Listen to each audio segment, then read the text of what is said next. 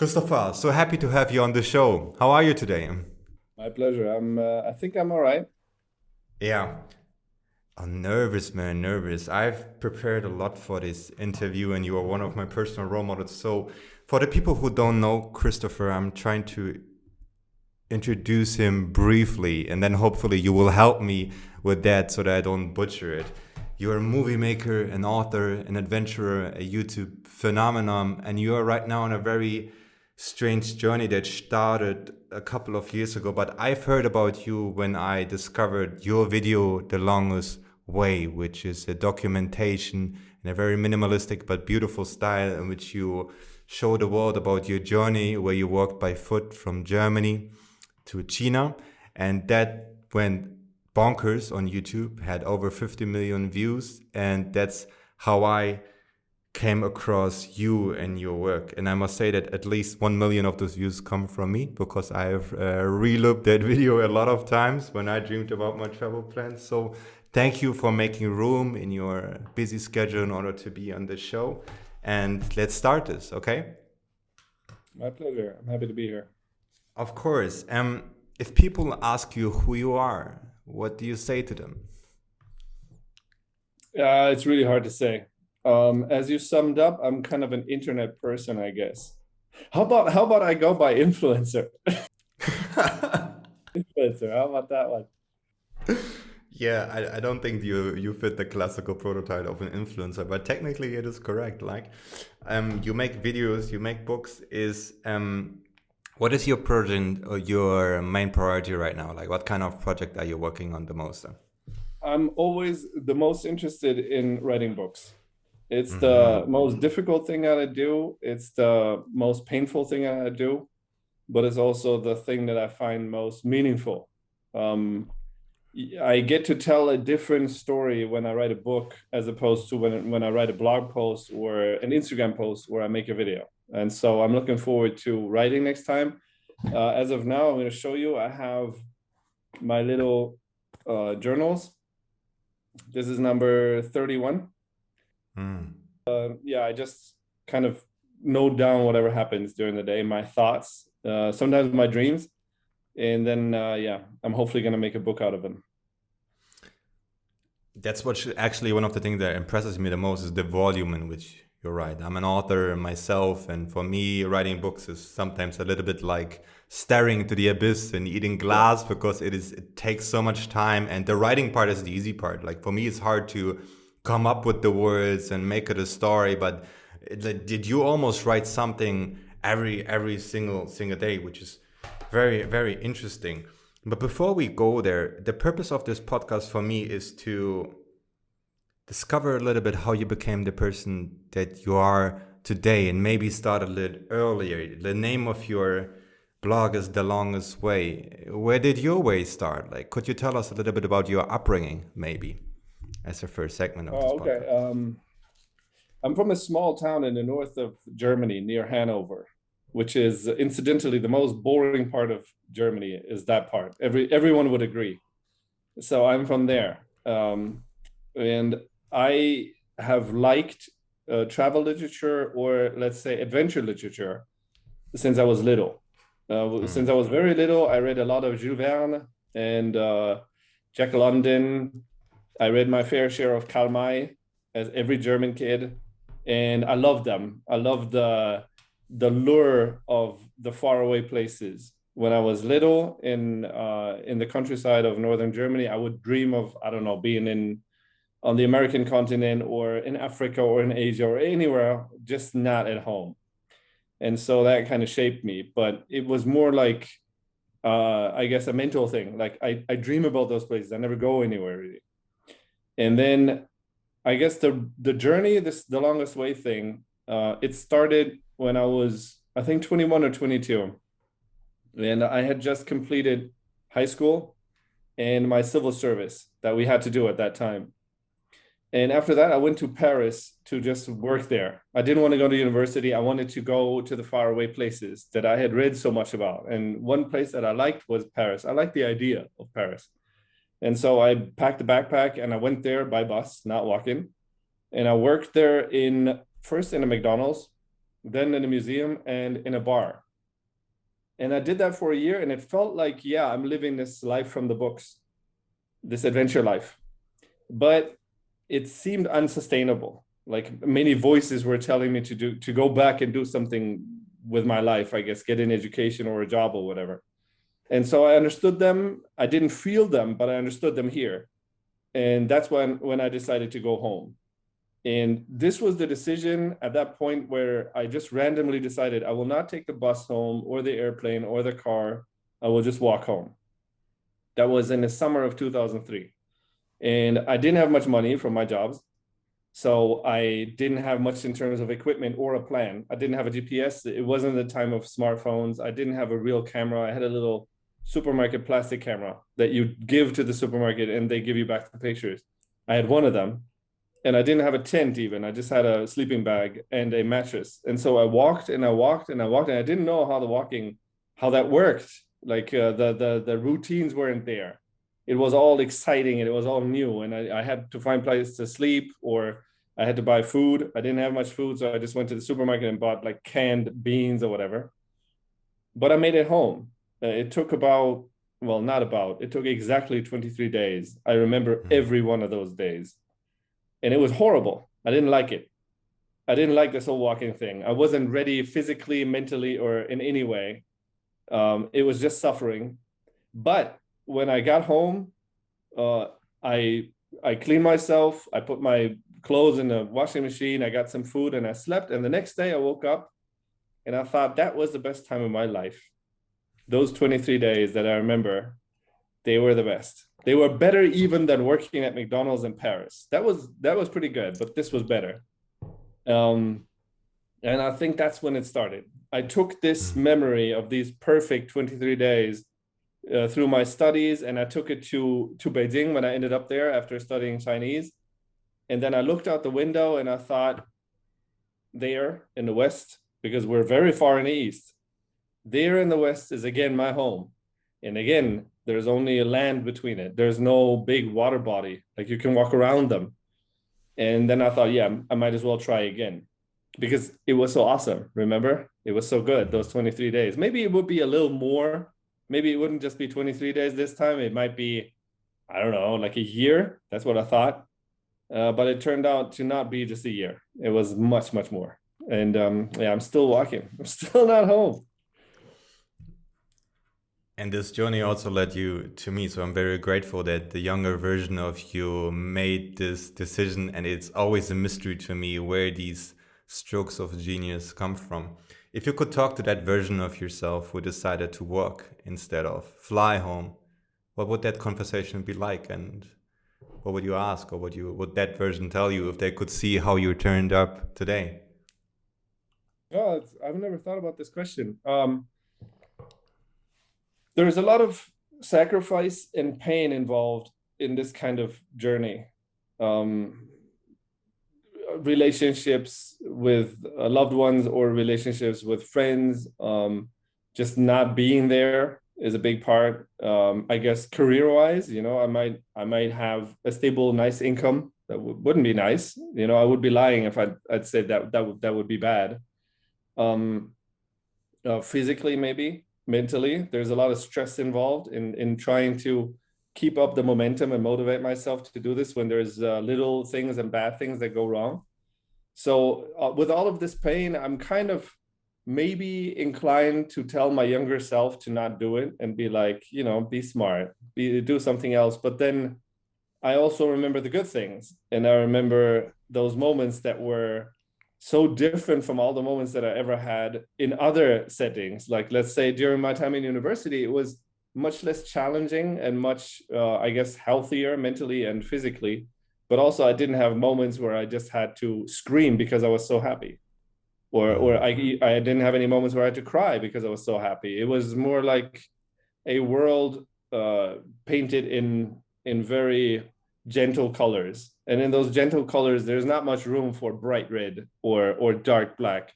But I like the bright red and I like the dark black. And so I wouldn't go back and tell him anything. I would just be very careful to not destroy that young version of me, to not destroy his naivete. and to not take this optimism, because you need that naivete and you need that optimism. Otherwise, you're never going to do anything, because everything is always going to have the suffering and the pain. But if you're optimistic and naive and you think this has a reason and it's meaningful, then maybe you will be able to take the pain. And so far, yeah, taking it.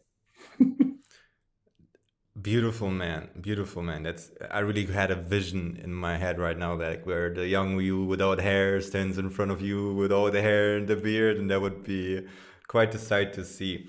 I'm also interested in the people who gave you those books. I listened to an interview from Elon Musk yesterday, who said that he was part of his inspiration was instigated by his grandfather, who lived in South Africa and who had a plane and traveled around and installed this sense of discovery for him. Who was the person that impacted you the most growing up, and My what did mom. you learn from them?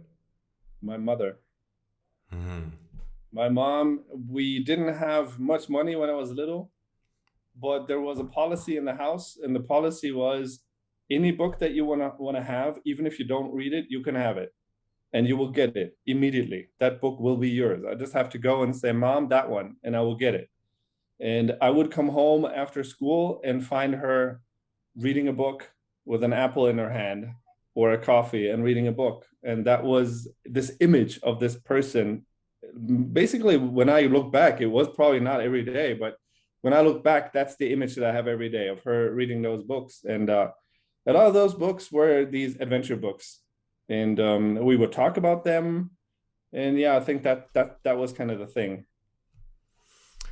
Same here, man. I grew up in a single parent household, and I grew up in a library basically, and we didn't have a lot of money, but my mom, there were so much books, even on the toilet were like 800 books or something, and it was something that was inevitable, and it took me a long time to appreciate it.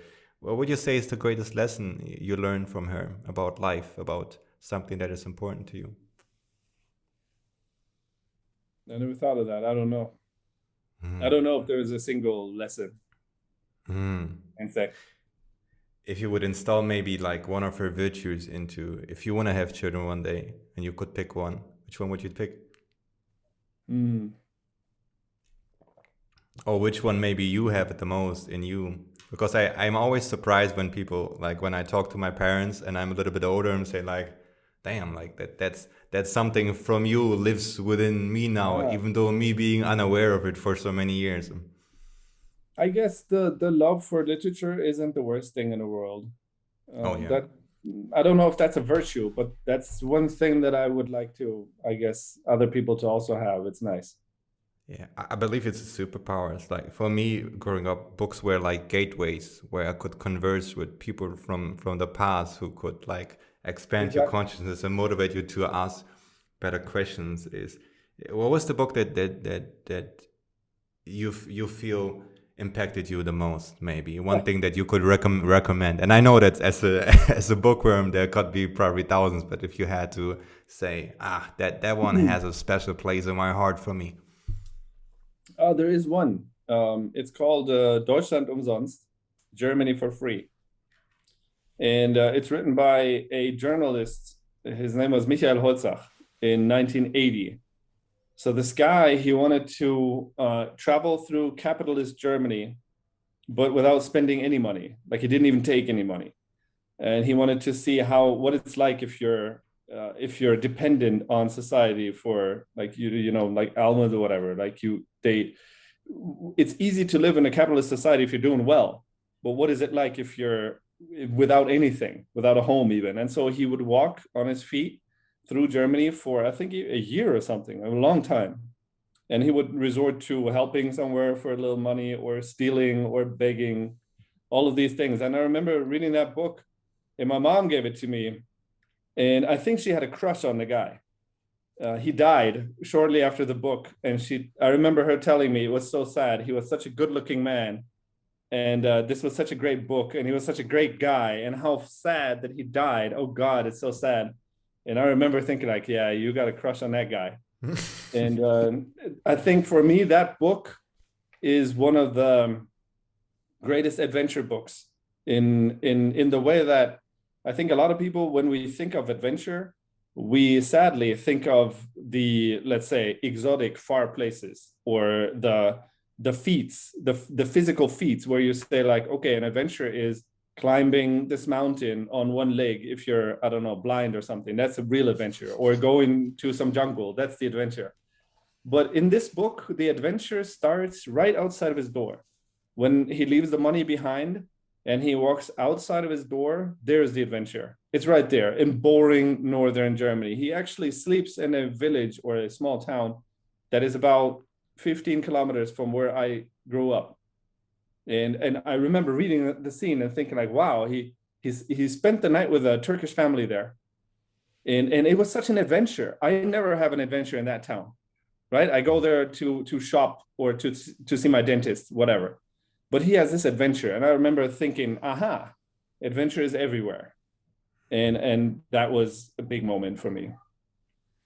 It's beautiful. It reminds me of a quote from Aldous Huxley. He once said, an enlightened person can see the infinite in the finite, meaning that if you pay attention and there's actually miracles occurring all around you, and there isn't really a boring corner in the world or a boring person for that matter. I really like well, that especially quote. not for Huxley. He did a lot of LSD, if I'm not mistaken. Even on the, yeah, I didn't read so much about him, but even on the moment he died. So there's probably one person that has an experience that nobody ever will have like him. So that's interesting. One story that I won't uncover. I believe we are also made by the, not only the blessings we receive, but the hardships we overcome. Struggle is something that has been a teacher in my life that has been maybe more effective than any other. When you think of the word adversity or hardship, and in terms of the first chapter of your life, what do you feel was a failure or a setback or something that later set you on for success in regards to your own story? I was a very shy kid. I was very shy in school.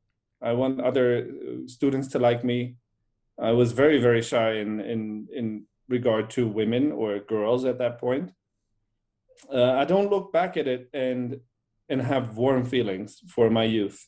There are some moments that are nice, but overall, the shyness and the dependence on other people's approval is something, I guess, that I look back at and I think that wasn't so nice. It feels like aging is a process that works on two levels. On the physical level, it gets worse. I would never say like I'm physically better than when I was 20. I was much better when I was 20. I'm 40 now. But mentally, I think it gets much better. Mentally, because of all the individual experiences of being shy or being awkward or just not feeling very right in the place where I am. It at some point, it kind of makes you stop giving a fuck a little bit. And then you just start feeling much more relaxed. And I'd say this is not a particular story of a little failure that is very poignant in where we can pinpoint it down and say that's the thing, but it's an overall kind of a growth, I would say.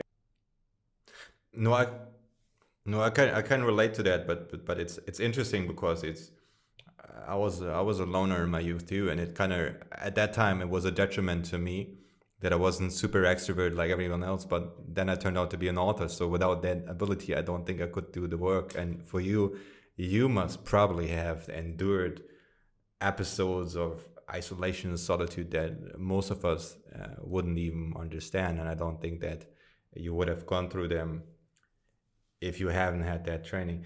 I wanted to ask you something about, I know we're on the clock, the preparation for the longest way. I believe setting is important. When was the first time you had a camera in your hand? Could you tell us about that moment? Or your story about how you ventured into film, maybe? That was random. Well, I took a film class. I was on a high school exchange thing in the United States, and it was kind of like a year where you can just do whatever you want, and maybe even pretend you're not shy. And so I took a film class there, like a photo film class, and we would get like these old cameras and old films, and then we would do the chemical stuff in the dark room. but I wouldn't say that that was a part of my life. It wasn't very important. It was just something that I like to dabble in and have fun with. But when I got to China, photographing whatever I saw became very important. It was like I was suddenly very conscious of the fact that whatever was around me was changing so fast. And so you had to capture it, because China in this aspect is very different from Germany. In Germany, if I go, let's say, back to my hometown, it will have changed a little bit, but not very much. It's kind of like the level of development is kind of there, and we're just trying to not lose it. But in China, it'll be like you found this place to eat, and you go there every weekend, and then one weekend you go and it's gone. It's just the whole parking lot where they had set up these stands with this food. They're gone. And then you think like, that's so brutal. That's so like traumatizing as well. But that's the way that this society is looking for, I guess, a better version of itself in the future. Sometimes it works, sometimes it doesn't work, but you need to capture what is there. And so I would take a lot of pictures of everything. And then, yeah, well, through the, I guess, fate, I ended up on a scholarship to this Beijing Film Academy, because I had studied Chinese in Munich. That was what I was doing, China studies. And then I applied for a scholarship, and they just placed me randomly in this Beijing 电影学院, in this film academy. So I ended up there, and I had a camera, and I had this feeling like I want to capture everything. Everything is being captured by everybody, but not by everybody. And so, yeah, I just kind of used the opportunity there. Mm-hmm. If you could pick one photograph you took from that time that has a special meaning from you, what's the first thing, the image that pops to your mind, man? There's a picture that I took that I don't know why, but it touches me very deeply every time I look at it. It's I was invited by some local government to take pictures for propaganda purposes. Like they wanted foreigners to go and take photos, and it didn't matter that I wasn't a professional. I wasn't a published photographer, but I was from the film school and I was a foreigner, so that was enough. So they paid for this trip and they invited us, and I was like, sure, why not? It's tourism. And so I went and I took these pictures of this park. And while I'm standing there in the park, I'm taking a picture of a bridge, and I'm standing in front of the bridge. And then a little kid comes running into my direction. Her mom is behind me, or her grandma, somebody is behind me. And so the kid is with open arms running in my direction. And I was like, that's really beautiful. It looks like she's running to me with her open arms, and she's so optimistic about everything. But I didn't catch the moment. I caught it on her way when she had already passed me, and she ran into what seemed like nothing, because in the picture you can't see who she's running to. She's just running with open arms into nothing. It's just an empty space. And I like that kid. I like this. She's running into life like that. She's like, hell yeah. And that wasn't the truth of the moment, but that was the truth of the picture.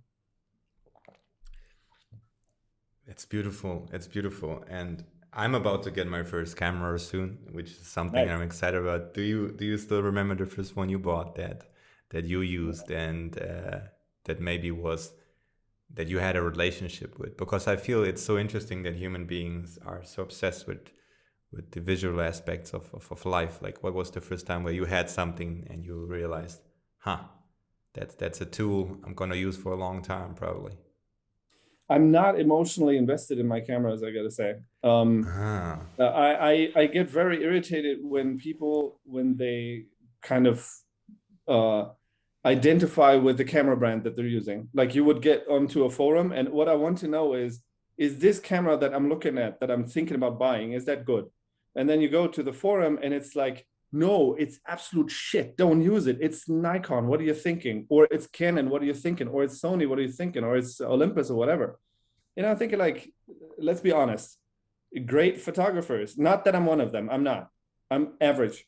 But a great photographer, you give him any sort of camera and he's going to take great pictures. And all of what we're doing here is just masturbating over specs or over names. Like, yeah, you're a Canon guy. You're a fanboy. Yeah. I'm not like that. If my camera works for me, it's fine. I don't remember even, I remember having a Canon something point and shoot picture when I was in Paris, when I was working. I like that camera, but if you give me a Nikon and it does the same, I'm not emotionally invested in my cameras at all. Yeah.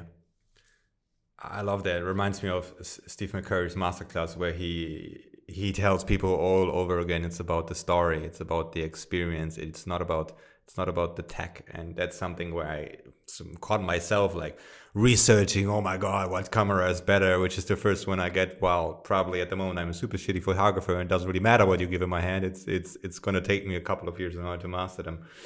I want to talk with you about something that not a lot of people in the world could understand. You've had I think the longest way video that you produce is it's a crazy phenomenon. It's that's super strange. Could you tell us a little bit about the story of the creation of it? It's with it like the overall thing from your own view, and maybe because I know that you probably talked about this a long time, and I was wondering if you could help me with a question that you haven't been asked about that story that you could maybe add at the end that I could ask you, if that makes sense to you. I don't know if I can help you with a question. About this video, I remember watching two videos online on YouTube in the mid 2000s when YouTube was kind of new, and it was this before social media had captured all of the internet. It was more like you can go to YouTube and see some crazy stuff, and then you go back to your blog or website or whatever. It was much more fractured in this way. And some viral videos on YouTube were only there, and it felt like that's the place.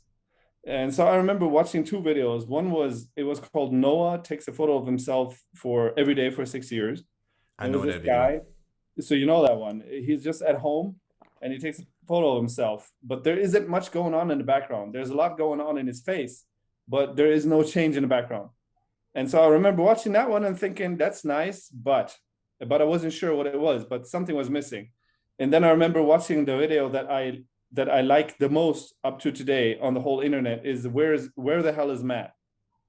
The guy that dances everywhere. So he travels the world, he dances in places, he films himself dancing. Sometimes people dance with him. And I remember watching that one and thinking, that is the best, period. But I can't like go around and also dance now. It's not like the world needs more dancing people with videos. The world needs something that is unique, I guess, or I need something that is unique. And so I figured the first guy is nice with his face, but he's not moving. There is no story in the background. The other guy has this really nice video, but I can't just copy that. And so what I can do is I can travel, which is what I want to do anyway. And I can show the change in my face that happens during the travel, and I can show the background. That's why I chose a super wide angle, very wide. I think at that point I was using 16 millimeters because I wanted to show a lot of the background, not just my face. I think faces are not so interesting that you can just watch a person's face for 5 minutes or something. And so then I had this idea that I will just have a clean shaven face for the whole time, and I will show the background. But my friend in Beijing, whom I told this idea to, who was also making film, he said, no, you will go and you will not cut your hair or shave your beard, and you will become like Forrest Gump, and you will document that in the video. And I thought, that's so stupid. I'm not going to do that. And then I got lazy to shave and lazy to cut my hair. And I thought, I mean, why not? But yeah, that wasn't really so thought out. And I made the video. I published it. I wasn't prepared for any kind of big reaction. I thought it's good. It's a good video. That's what I thought. I didn't think it's like bad or you like meaningless or whatever. But I didn't think it was going to go super viral, which it did. Mm. Yeah. What was it like to create that video? Did you have no idea that this would be something that would be? Of course, you never probably know when something changes your life before it actually changes your life. But did you have like a glimmer of anticipation when you created it that there was magic in it? No. Interesting. Huh. Why do you think was so successful? What's your idea of it? I think taking the video of Noah and giving it a story that happens in the background and adding this whole Forrest Gump transformation, that's a good idea. But I think what people see in the video has nothing to do, or let's not say nothing, but it doesn't have much to do with me. It's more that they project their own wishes and their own fantasies on this face. They're not really looking at me. but they're looking at what would I be like in this situation. Yeah. And so they can find themselves in it. And I think that's why it's important to show so much of a background. So there's less me and more of the journey. Mm-hmm.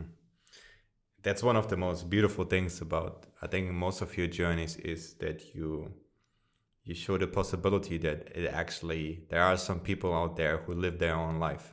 That's something where you put yourself into the shoes and say, he did it and I did it too. And I think for whatever reason, it's so beautiful that you show it almost feels like you show your internal transformation or internal journey as well as your outside journey. Was that on purpose, or was that something that was interpreted into it?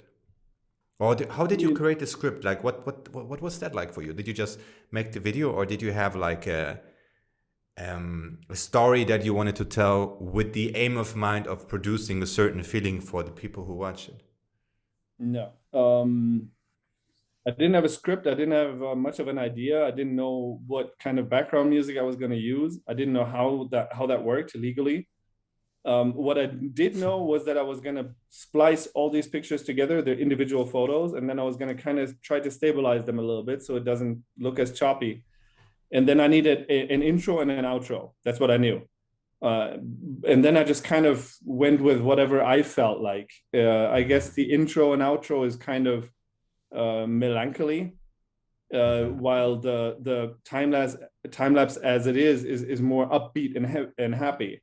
And that kind of reflected, I guess, how during the journey it was very energetic and a lot of physical struggle, and I'm walking, but the retrospective, the kind of the mental work of processing the journey wasn't always just happy.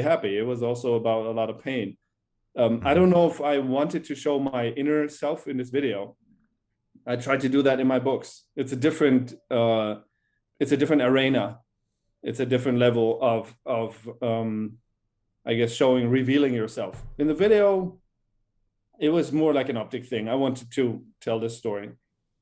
Mm-hmm. What did it feel like when it hit? Because that's something where I don't think I ever saw a video on YouTube, and this might be to my lack of YouTube binging, that had 50 million views on it. And that might be really strange to have that. Like, what was that like for you when that happened? Because I imagine your phone didn't stop ringing for a while. There are videos that have 1 billion views. So really, I'm 1 billion views. Mid-level. Yeah. Okay.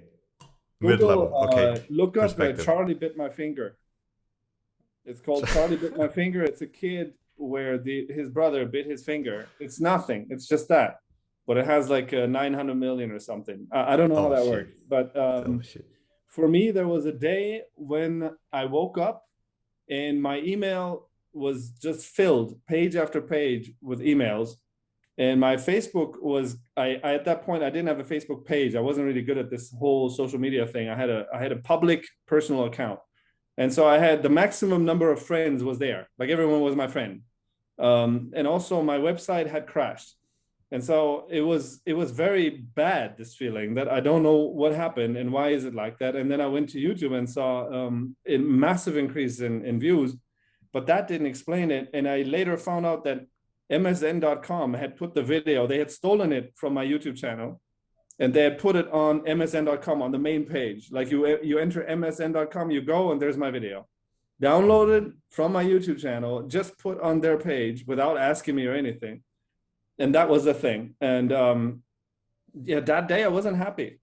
I thought, how is it that when I don't know, install some software, there's going to be all these legal ramifications, and there's only going to be all this shit about me copying stuff that I don't rightfully own, even though I'm buttering money into you like every time I buy a computer or software. And just this once, you get super allergic, and then you steal my stuff.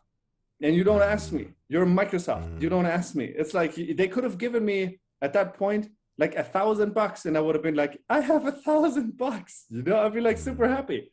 But they didn't even do that. I tried to call them. I tried to write to them, and then I thought, fuck it, whatever. You know, that's the way it is. It wasn't a happy day. It was a very confusing day. It was very overwhelming, and I felt like I had got myself into something that is too big for me. Like, I don't have a lawyer. I don't know how can I protect my my property. I don't know how to deal with MSN or whatever. I don't even know what to do with all these people on Facebook. I had to delete them one by one. Like, don't know. It's like to do that with 1,700 people. Yeah.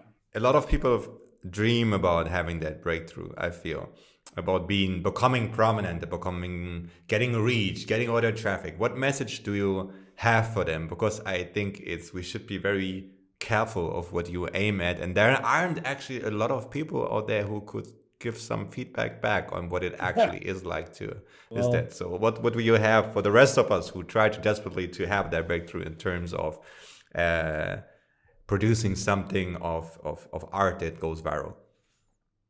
I think there are a lot of aspects to it. I'm not good at the business side of any of these things. Like I produced a video, but there was no product attached to the video. It was just like, here's my video. You can watch it or not watch it, but I'm not saying, hey, by the way, this is my book. I didn't have a book at that point. Or like, oh, I'm promoting, I don't know, hairspray or something. Nothing. And so I don't have a lawyer. I don't know how to protect my stuff. I don't even know how to do tags or categories for a video. And so what I got 5 minutes of fame, where sometimes it happens that people recognize me, but it doesn't happen very much. I'm not famous in that way. Maybe in the travel community, people kind of know me, but outside of that, it happens very rarely that maybe I'm standing in line for movie tickets and someone is like, aren't you the guy? That doesn't really happen that much. But I think generally you should be careful what you wish for. It's much better to be rich and not famous than to be famous and not rich. You know, because what are you going to do with this? Like, oh yeah, somebody knows me at the movie theater. That's just going to make me feel a little bit uneasy because remember, I'm shy. So I'm standing there and the guy turns around and he's like, that's you. And I'm like, yeah, it's kind of As a fellow introvert, you spoke to my heart right now, because it's the idea of recognition scares the shit out of me, and I would much rather like prefer to have my own way. Okay, I would like to talk with you a little bit about the stories you collected on your adventure, because I think that's very interesting. But first of all, I would like to ask you about how you discovered your story. Carl Jung believed that the most important question anybody can ask themselves is, what myth am I living, or what story am I writing? And I think you succeeded in, or at least from the outside, it looks like you succeeded in becoming the author of your own story, literally and metaphorically speaking. What advice do you have for somebody who hasn't like experienced the fact that they can live their own life and that their dreams are actually realizable, if that makes sense from the question? I think I think I'm not very good at letting go. I kind of set my mind on something and then I get into this mode where I have to do that thing. That shows itself when I'm walking, and maybe there's two roads and I choose to take one of them, but then I kind of understand that this wasn't the right choice. This happened a lot before the smartphone, because I didn't have these detailed maps. I just kind of had directions. And so I'm walking on the road that I picked, and I keep walking and I'm thinking, this road doesn't look right, but I've picked it. And also sunk cost fallacy. How do you go back? How do you look at yourself and say, we were wrong, me now and previous me. So let's amend that mistake and go back and then take the other one. And so what often happens is I just keep going, knowing that is wrong. And I start deceiving myself about like, yeah, no, this way is fine. Who knows about the other way? It might be even worse. And it might be even worse. But the whole stubbornness and kind of getting caught up in things, it makes you unfree. I wouldn't call myself a very free person. It might look like that from the outside, but I am very caught up in this project with all this artificial meaning that I added on top of it. It doesn't mean anything that I walk from China to Germany. It doesn't change anything. It doesn't have a deeper meaning for anybody, but I gave it this meaning. And so for me, it's super meaningful. And it kind of creates these situations where, for example, a few years ago, I was invited on a pilgrimage in Taiwan. So they walked to some temple and they wanted to invite me, and it would have been super fun. I would have really liked to do that. But I was offended even at the idea. Not that I told them, I very politely declined, but I thought, how dare you try to make me cheat on my way? Because I already have a mistress, and that's the way. Like, I'm not going to go and walk your little shitty Taiwan, whatever pilgrimage thing. That's not going to happen. I have this huge, meaningful journey that I need to finish. I don't know if I'm very free in that aspect. I'm not free to not walk. I had situations in the Chinese desert where it really gets very bad, very difficult to walk, where I walk 1,000. Have you ever counted to 1,000? And you mean for me in terms of kilometers? No, have you just counted to the number 1,000? Actually, I didn't. Just the thought of it terrifies me. That sounds like I have. would go insane probably. I have. It's very difficult to count to 1,000 because you always mess up in the middle. But I've counted to 1,000 a bunch of times because I was counting my steps and I was saying, okay, 1,000 steps, and I will sit and have an apple or a glass of water or like a sip of water, and I will sit. And then again, 1,000 steps. So that's the level of difficulty where I'm like really not doing very well. And I'm very, very exhausted. And a car driver stops with a truck and he's like, what are you doing? Where are you going? I'm like, up there. We can already see it. And he's like, let me take you. And I'm like, I can't. The answer isn't, I don't want to. The answer is, I can't. And he's like, what do you mean you can't? I'm like, well, I'm walking, you see? And he's like, I see that. But if we take you, in the car, nobody's going to know. And I say, I'm going to know. And he's like, and I'm like, well, I can't. I would like to, but I can't. So there's no sense of freedom in this way. I have to. I would advise anybody who wants to get into this kind of thing to start out small. Like, I think I did wisely with this Paris to my home thing. That was about 800 kilometers or something like that. It's something that you can do. You can take 3 weeks, you can take 6 weeks or whatever, but it's not going to change your life, and it's not going to really impact you in like physically or mentally or whatever. But this kind of huge project where you say, okay, I will start out in Beijing, and then, I don't know, 15,000 kilometers later, I will be home. Be careful if you can't let go, because then you're in it. And then that's it. You have the good moments and the bad moments, but you don't have the freedom of not doing it. Yeah, that's something that I've discovered on my journey, is that an identity can also be a prison, or a dream can be something that imprisons you, and it's a tricky business. You have been alone a lot on your journey, something that I feel it's a rarity in today's day and age, where we are surrounded by something or somebody at all times. What kind of discoveries did you make about yourself on your journey because it felt from the outside as if you created a lifestyle in which you muted external voices. What did you discover about yourself, maybe? Or maybe that's a stupid question. I wouldn't say that. I'm connected to the internet in whatever ways, if it's possible. Sometimes it's not possible for a while, but usually I don't feel like I'm some kind of hermit. I try to talk to people whenever I see them on the road. I like interacting with strangers. I don't walk through, let's say, Iran to find myself or Jesus or Buddha or the meaning. I'm more interested in what is it like around here? Like, what do people do? What do they think about? What makes them angry? What makes them happy? Do they do cocaine, or do they listen to Nirvana? Or I don't know, are they very happy about the new tomatoes this year? What's the thing that they do? So I talk to people a lot when it's possible. I don't really feel very lonely. I think being alone doesn't make you lonely. There's a very high chance you will feel very lonely if you're sober in a club with people you don't like. But there will be 1,000 people around you, and you will feel like a speck of dust in the universe. There's just blackness. That's not very nice. You just talked about the importance of connecting with people on your journey. As an introvert, from hearing from another introvert that you've learned this, what kind of advice do you have for people who go on adventures, who want to make meaningful connections along the way? And what's maybe one story that in which you made a friend that you still have in your life today, and what did you learn from them?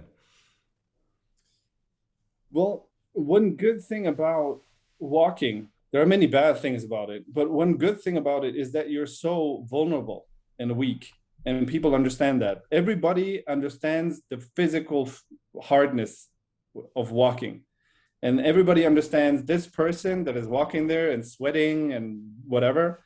They probably would like some water and some cookies or just a place to sit and some conversation.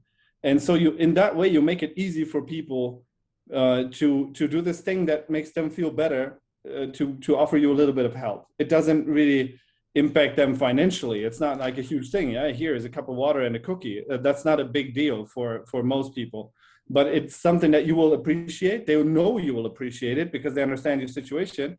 And it makes it nice to get into contact with them and be like, well, thank you for this cookie. That was really nice.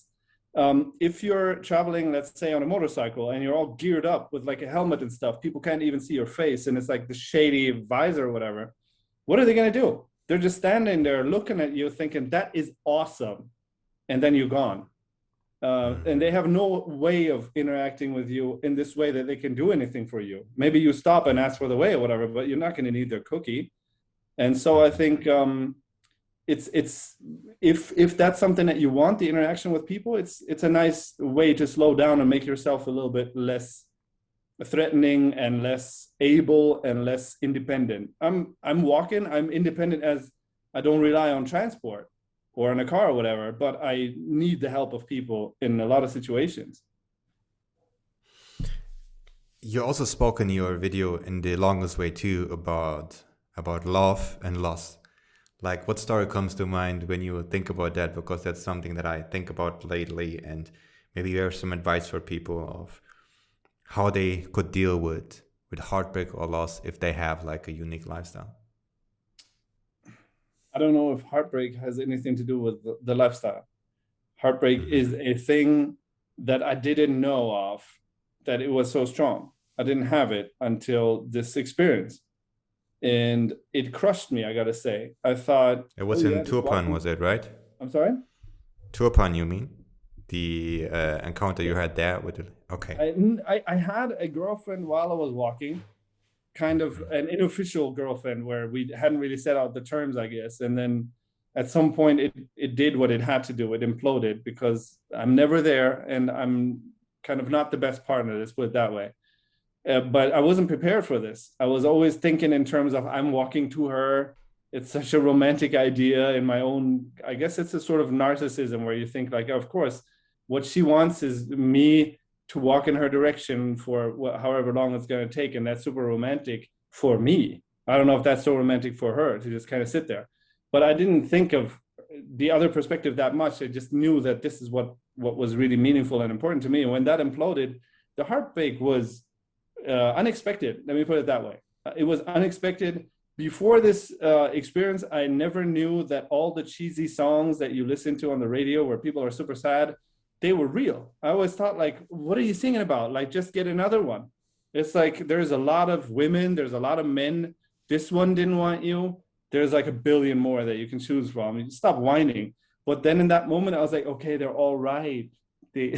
All of them, all the cheese is correct. It's all there. But I don't think this has anything to do with the journey. This is something that it either happens to you or it doesn't. A good heartbreak is going to crush you. Oh, yeah. Absolutely.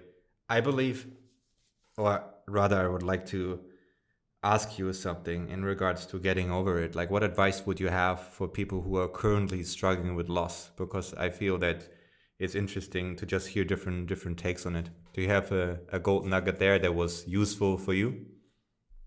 Well, one thing that I like to humorously point out is that if you're going through heartbreak, the Gobi Desert, while walking, is a good place because it often looks kind of like the moon. It looks like a moonscape.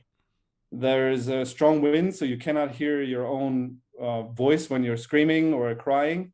the wind will also dry the tears.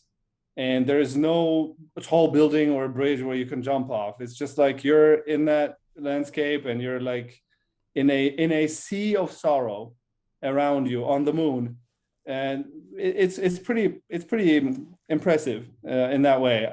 I think, to get away from the humorous part, I think it's important to allow the different stages of grief. I think heartbreak is kind of like grieving for a lost person, for a loved one, because this relationship dies and this person kind of exits your life. So they stop existing in a meaningful way for you. And it's important to allow the different stages of grief, where you're like, maybe you're going through anger, you're going through denial, you're going through all of these things. And if you don't allow them, it's just going to drag on forever, I think. Couldn't agree more. Maybe not the most practical advice for people right now to go to the desert, but definitely one of the favorite pieces of that I received on this show. I have two more questions, then we have to continue this at another time, because I know that you want to work again. One of the things that I'm also interested in is maturation, particularly for a man. And it's, what do you feel was the moment where you ventured into adolescence, where you, after your own definition, became a man, if that makes any sense? Because I feel growing up is such a beautiful process. And what's your own definition of masculinity, and when did you feel that you became an adult, so to say? Because your journey started as a kid, baby, and from the outside you look like you've arrived. Or is this a misconception that outsiders could have on you, and you still feel like the playful kid who was still on that first walk? I think I remember when I was little that I was under the impression that adults are inherently different from children, or even from adolescents, that they know what they're doing and they have a plan, and they are not just winging it, and they're not waiting for anything because they're such adults. Now, I don't know about other people. Maybe it's because I don't have a family and I'm not in this position of responsibility of taking care of a kid. That might as well be that if I did that, then I would turn into this kind of very settled and stable adult that, I was thinking of when I was little. But with my lifestyle, I'm not there. I don't have that. I still wing it. And I feel like the promise of adulthood hasn't really materialized. I feel more confident in social interactions. Like I said, I'm not that, I can hide my shyness better. I feel like if you're talking about men, for me, it's a breakthrough in being myself. Then as a man, I can allow myself to cry and other people can see it. That wasn't anything that I was comfortable doing when I was younger. It was, you're a man, you're supposed to just function and be tough, and otherwise, I don't know, you're a woman or whatever, right? I will show you my cup. I can embrace cute things in my life. This is the cup that I drink off. It's new. It's the Peppa Pig cup. And I like the color pink. I've always liked the color pink, but it was always something that I couldn't act on, because as a dude, you're not supposed to have pink. Otherwise, it's going to be a message that maybe, I don't know, you're about your sexual orientation, or it's a protest, or you're making fun. But it isn't like that. I really like the color pink. That's just it. So now I feel more confident just being me. I have pink stuff.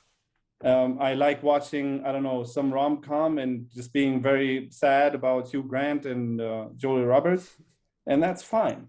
And I'm happy about that. Beautiful. I know that you don't have any more time, so I will improvise my last question so that you can go outside of this Zoom meeting and into the real world. You just spoken of cups. If you could put a message or a slogan on every morning mug in the world, what kind of thing would you put on it? Oh, I don't really like aphorisms. I feel like I don't like them when they're coming from Goethe or from other big writers. I feel like it's a lazy way to make your book quotable. I was actually thinking of the next time that I write, I should put some aphorisms in my book so it can be quotable, so people can put it on Instagram or whatever. But that doesn't mean I like them. I think aphorisms or these sayings, these inspirational sayings, they're always they have this cheesiness about them. They have this consumability about them. Like you can just consume that one line and then you're like, like I learned something. Some Instagram post and it has this one line and you're like, blah, blah, blah, blah, blah, Paulo Coelho. I don't like it. It's not that there aren't any sayings or I don't know, words or aphorisms that I don't like, but I can't really think of anything that I would tell to everybody. How would I speak to everybody? Maybe a question, for example, that people should ask themselves. Because I feel that sometimes we are guided by questions that we consciously or unconsciously ask ourselves. Like, what life am I living?